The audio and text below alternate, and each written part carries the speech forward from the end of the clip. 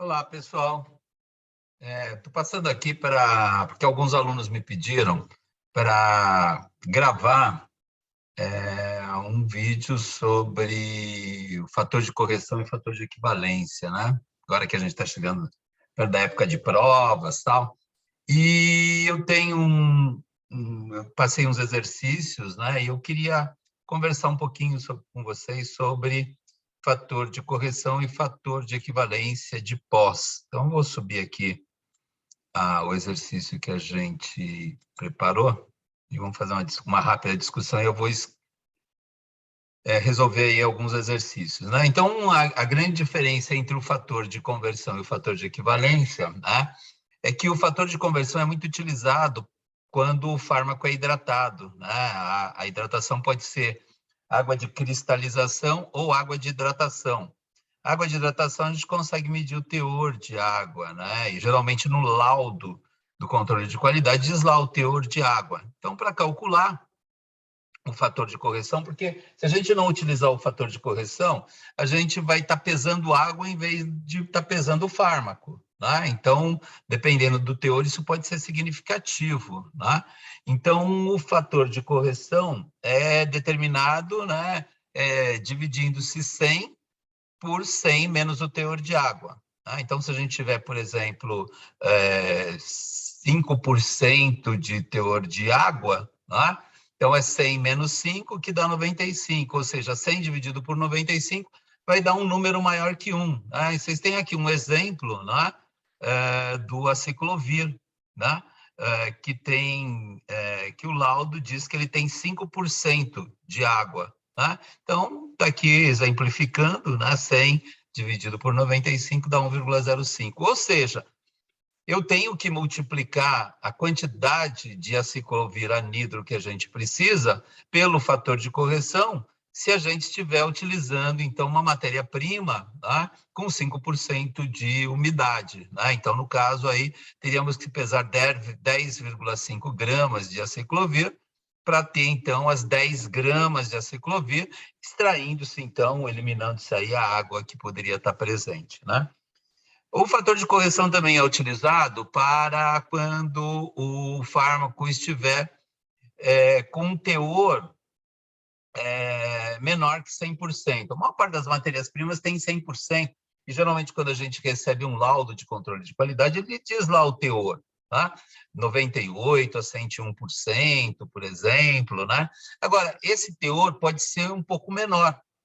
E aí, se a gente pesar, por exemplo, 100 gramas de um fármaco que está com um teor a 80%, né, eu não vou ter 100 gramas do fármaco, né, mas eu vou ter 80 gramas, se o teor dele é 80%. Né? Então, se a gente quiser exatamente 100 gramas, eu vou ter que pesar um pouquinho a mais, né, para descontar esse teor que é abaixo de 80%. Então, aí o fator de correção é obtido dividindo-se 100 pelo teor do fármaco. Então, por exemplo, se o ferro estiver ligado a um aminoácido, né? Ferroglicina, por exemplo, né? Onde você tem 20% de ferro. Né? Nesse caso, para cada 100 gramas de ferroglicina, você tem 20 gramas de ferro. Né? Então, para isso, para determinar o fator de correção, a gente vai dividir 100 pelo teor, né, do fármaco. Né? Então, dividindo-se 100 por 20, a gente vai obter o fator de correção 5. Ou seja, se a gente quer 100 miligramas, né, de ferro, utilizando o ferro quelado a 20%, a gente tem que multiplicar 100, que é o que eu quero de ferro, vezes 5, que é o fator de correção, porque eu estou utilizando o ferro quelado, e a gente vai obter, então, 500 miligramas de ferro quelado. Ok? Bom, o fator de equivalência, né, ele é um pouquinho diferente, porque a gente tem que lembrar que o equivalente grama, né, quando a gente aprendeu a calcular lá a normalidade, né, a normalidade é a massa molecular dividido pelo número de equivalentes, né, gramas. Né? Então, o número de equivalente é a massa molecular dividido pela valência. Né? A normalidade é igual à molaridade quando a valência é 1.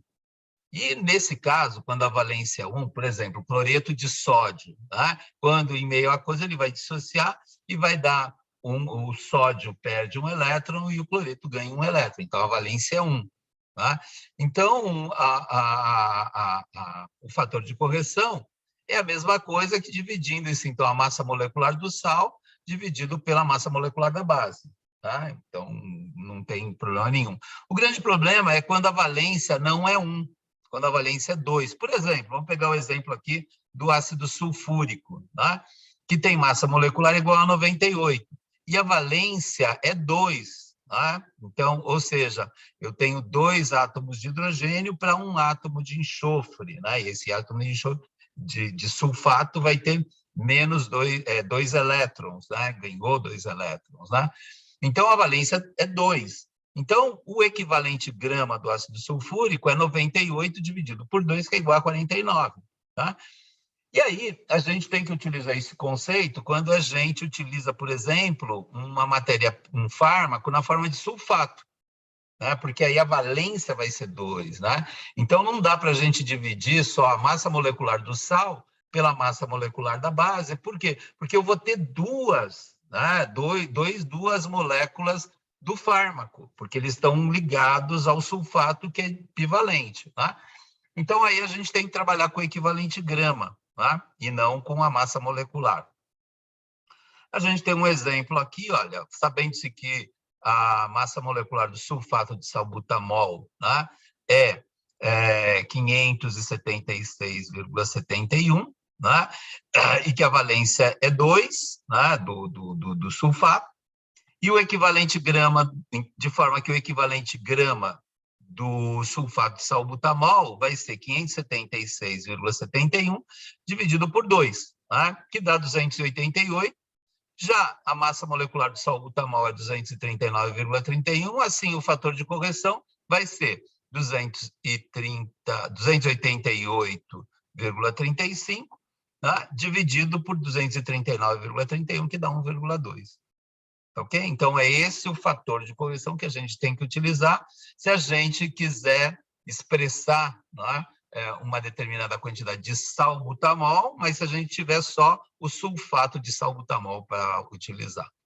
Lembrando que os pós, eles podem apresentar, então, algumas características que lhes são peculiares, né? Então, a higroscopia é um exemplo, né, de característica de alguns pós, né?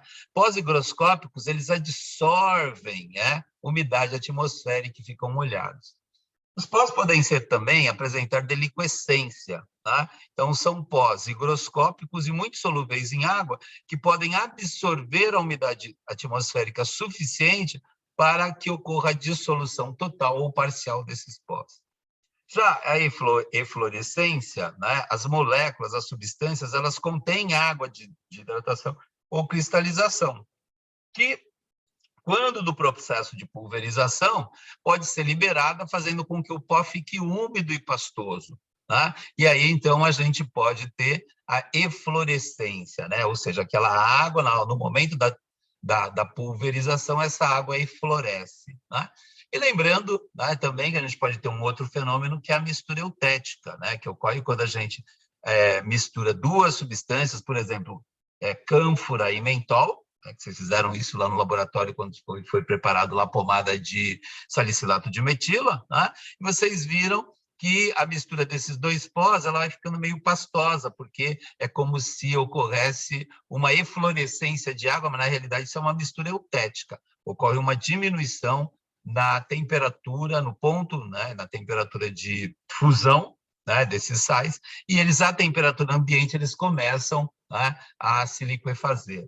Então, para isso, a gente pode adicionar um adsorvente, né, isoladamente e depois misturar, que aí a gente elimina esse efeito. Então, vamos praticar um pouquinho desses exercícios, né, desse conhecimento, fazendo aqui uns 4 exercíciozinhos. E para isso, então, eu vou utilizar aqui da minha mesa digital, né? Então, eu vou clicar aqui, vou escolher e nós vamos, então, tentar resolver alguns desses exercícios. Então, lá no primeiro, né? Suponha que um fármaco tenha sido diluído 1 grama de digoxina em 99 gramas de lactose, ou seja, eu vou ter uma diluição aqui, ó, 1:100, certo? Onde eu tenho uma parte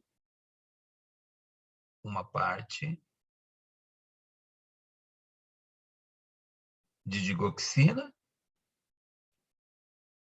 para 99 partes de lactose, que vai dar, então, um total de 100 partes da mistura. Ok? Então, quanto deve-se pesar dessa mistura para se obter 0,5 miligramas de digoxina, né? Então, como a nossa unidade aqui é miligrama, né, eu vou chamar de parte miligrama. Então, eu tenho 1 miligrama de digoxina num título 1:100, né, para 100 miligramas da mistura. Que mistura é essa? 1 miligrama de digoxina mais 99 miligramas de lactose, ok?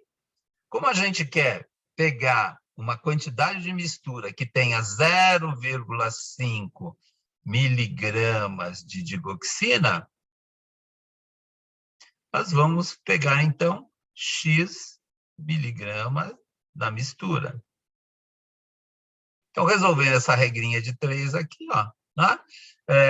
1 vezes x é igual a x, então x vai ser igual a 100 vezes 0,5. Isso aqui vai ser igual, x vai ser igual a 50 miligramas. Ok? Então, a gente simplesmente, né, multiplica 0,5 por 100, né, já que a diluição é 1:100. Né? Então, a resposta aqui, ó, nós temos que tomar 50 miligramas da mistura, e nessas 50 miligramas a gente vai ter 0,5 miligramas de digoxina. Ok? Tranquilo? Sem problemas. Tá?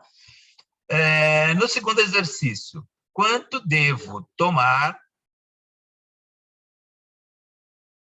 Quanto devo pesar de sulfato de magnésio heptahidratado para obter 5 gramas de sulfato de magnésio no total, tá? Porque esse sulfato de magnésio tem 7 moléculas de água. Tá? Então, aqui, a gente tem que encontrar, então, um fator de correção, né? E esse fator de correção vai ser igual, né, à massa molecular do sulfato de magnésio hidratado, né, dividido pela massa molecular do sulfato de magnésio anidro. Ok? Então, a massa molecular do sulfato de magnésio hidratado, eu já fiz a continha aqui, né? 24 mais 32 mais 64 mais 126, né? É igual, então, a 246. Então, 246 massa molecular. Gramas por mol. Tá? E o sulfato de magnésio, né? A massa molecular do sulfato de magnésio é 120. Né? Então, 120. Massa molecular igual a 120. 120 gramas por mol. Né? Então, aqui é só dividir, então, 246, que é a massa molecular do sulfato de magnésio heptahidratado, por 120, que é a massa molecular do sulfato de magnésio anidro. Tá? E isso vai dar, então, 2,05. Então, o fator de correção é 2,05. Se a gente quer 5 gramas de sulfato de magnésio anidro, né? Então, a massa de MgSO4 vai ser igual a 5, necessária, vai ser 5 vezes 2,05, que isso vai ser igual, então, a 10,5. 10,25 miligramas de sulfato de magnésio heptahidratado. Ok? Porque a gente tem que levar em consideração, né, essas 7 moléculas de água que estão presentes, então, na estrutura molecular do sulfato de magnésio. Ok? Então, vamos precisar de 10,25 gramas, né? Posso esquecer. Gramas de sulfato de magnésio heptahidratado. No terceiro exercício, ele fala lá, né, que o aminoácido zinco-glicina contém 20% de zinco, né?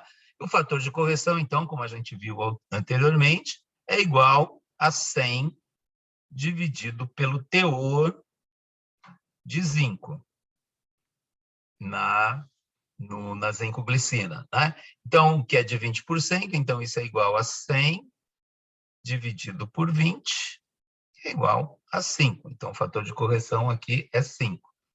E, logo em seguida, ele pergunta, então, quanto devo tomar de zinco-glicina para preparar uma cápsula contendo 25 miligramas de zinco? Ora, eu tenho que pesar uma quantidade maior de zinco-glicina, né, para que eu obtenha 25 miligramas de zinco, né? Então, a massa que eu tenho que pesar de zinco-glicina vai ser igual, então, a 25 miligramas vezes o fator de correção, que é igual, então, a 25 vezes 5, que é igual a 125 miligramas de zinco-glicina. E nessas 125 miligramas de zinco-glicina, a gente vai ter, então, lá as 25 miligramas de zinco. Ok? Tranquilinha? No quarto exercício, está lá dizendo, ó, sabendo-se que o produto mertiolate contém 1% de clorexidina em água, qual a quantidade de gluconato de clorexidina será necessária para preparar 1 litro de mertiolate? E aqui a gente dá, então, o equivalente grama da clorexidina, né, que é a massa molecular dividido pela valência, né, e o equivalente grama do gluconato de clorexidina, né, que é, então, a massa molecular dividido pela valência, né, do sal. Bom, nós vamos utilizar o gluconato de clorexidina, por quê? Porque a clorexidina base, ela é insolúvel em água, né? Já o gluconato de clorexidina, ele é solúvel em água. Então, para determinar, então, o fator de correção aqui, ó, é a massa molecular do sal dividido pela massa molecular da forma base, né? Da forma base. Então, que é a clorexidina. Tá? Então, o sal é o gluconato de clorexidina, que tem um equivalente grama. Na realidade, aqui é o equivalente grama. Eu estou usando a massa molecular porque o equivalente, a valência é 1. Né? Então, equivale à massa molecular. Então, é igual a 897,8 dividido por 505,6, que é a massa molecular ou o equivalente grama da clorexidina. Né? Isso aqui vai dar 1,78. Ou seja, 1,78 é o fator de correção, né, para que a gente possa obter a clorexidina a partir do sal gluconato de clorexidina, né, que vai se solubilizar em meio aquoso. Ok? Como a gente tem lá uma concentração de 1%, né, isso significa 1%, significa que eu tenho 1 grama de clorexidina em cada 100 ml de solução. Como a gente quer preparar 1 litro, ou seja, 1000 ml, a gente vai precisar de X gramas de clorexidina. Tá? Então, X aqui vai ser igual a 1000 dividido por 100, corta aqui, isso é igual a 10 gramas de clorexidina. Mas a gente não tem clorexidina, a gente tem o gluconato de clorexidina, ok?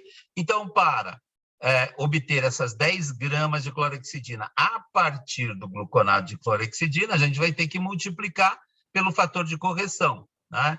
Então, a massa de gluconato clorexidina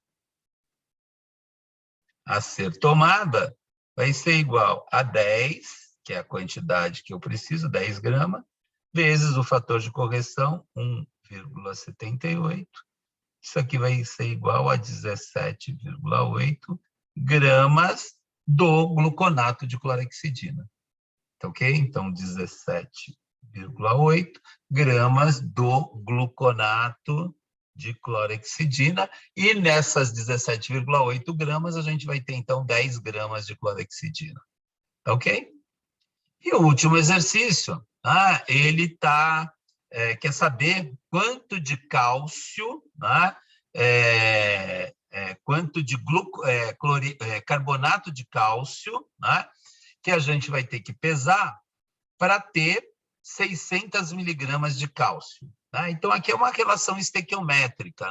Então, 1 mol de carbonato de cálcio vai gerar 1 mol de cálcio, 2 mais CO3 menos. Aliás, menos 2. Ok? Então, isso significa que 1 mol de carbonato vai gerar 1 mol de cálcio.